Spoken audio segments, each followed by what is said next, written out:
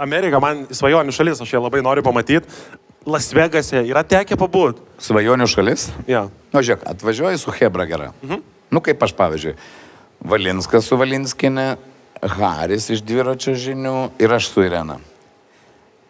Ir svajonių šaly viskas gali gyvenime įvykti, taip? Nu taip. Ir Valius sako, Hebra, mes tik pirmą kartą tada tais laikais 99-ais įvarėme į Ameriką, Marčiulionis mums organizavo visą. Žinoma, kad Marčiulionis. Aišku, Šaras. Tai dar papasakosiu, kaip aš šachmatai žaidžiu, bet čia pats... Gerai.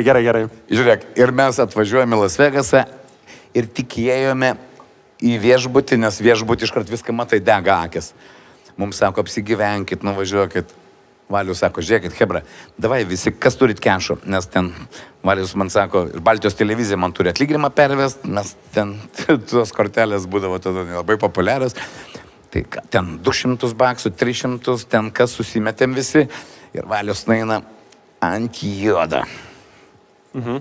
Viską kešų, ką turėjo. Jo, ir 2 dienas mes blėt badavom. Prapiso viską. Čia 2 dienas, kol jam perves honorarą. Taip, atsimenu tą dabar, kaip tada buvo nepadoro vaikščiot po Las Vegasą, tau akis mirga. Tu pamatė pirmą užsienį ir tada... Ja. Ir laukiam iš Baltijos televizijos Valinskui pinigų. Ir čia gimė gabalas makaronų mane beka. Oi, ten dar buvo iki jų. Dafiga versija.